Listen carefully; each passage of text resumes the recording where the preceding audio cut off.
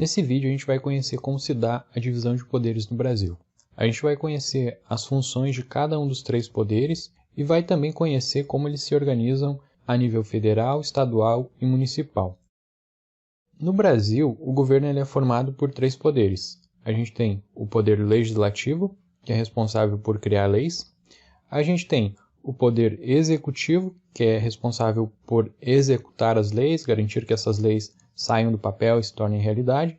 E a gente tem o poder judiciário, que julga se uma pessoa cometeu ou não um crime, se ela infringiu ou não uma lei, e qual é a punição adequada para essa pessoa. Para a gente conhecer como se dá a relação entre esses três poderes e entender qual é a função de cada um, vamos analisar um exemplo de uma lei e como cada um desses poderes se relaciona com essa lei. Vamos pegar como exemplo o artigo 155 do Código Penal. Esse artigo define que é crime furto. Então, quando eu pego uma coisa de outra pessoa contra a vontade dessa pessoa, sem que ela tenha me autorizado, eu estou cometendo um crime. Essa lei foi criada em algum momento, escrita, pelo Poder Legislativo.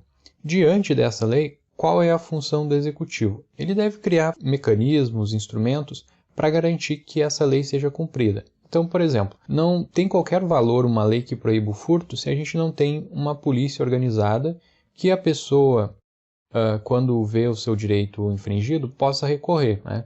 Caso não exista a polícia e eu não possa ligar para ela e dizer, olha, fui roubado, levaram tal coisa em tal data, acho que talvez seja tal pessoa. Isso, se não tem esse tipo de mecanismo, a lei não passa de um texto escrito no papel, né? Ela não tem realidade, ela não existe na prática. Então, o executivo ele tem que criar esses mecanismos, nesse caso aqui a polícia, né, um dos mecanismos, para garantir que essas leis sejam realidade. E o judiciário ele vai avaliar, se ele for acionado, se uma pessoa determinada infringiu ou não uma lei. Então imagina que uma pessoa é acusada de roubar uma pasta de dente do supermercado. Quem vai dizer se essa pessoa realmente é culpada ou não desse crime, se ela realmente fez isso, é o Poder Judiciário, e o Poder Judiciário também vai definir lá uma punição, a partir do que consta na lei, para essa pessoa, né? Então, a lei ela estabelece, por exemplo, que em caso de furto, a punição ela pode variar desde uma multa até um tempo de prisão. E é o Poder Judiciário que vai definir, num caso particular, qual dessas punições aplicar. Além disso, existe uma relação de fiscalização mútua entre os três poderes.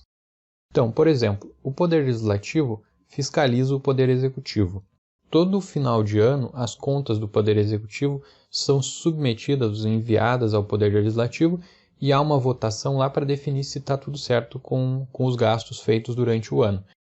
Caso o Poder Legislativo encontre alguma coisa errada, ele vai orientar o Executivo e esse processo pode resultar, inclusive, num afastamento, por exemplo, da pessoa responsável pela Presidência da República ou pelo Governo do Estado ou pela prefeitura de um município.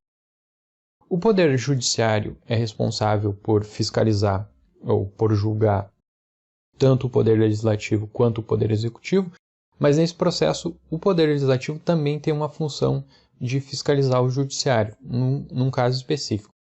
Os ministros do Supremo Tribunal Federal, por exemplo, caso cometam algum crime em razão da atividade que eles exercem, né, do cargo que eles exercem, quem vai julgar esse ministro são os senadores, pessoas que fazem parte do Senado Federal.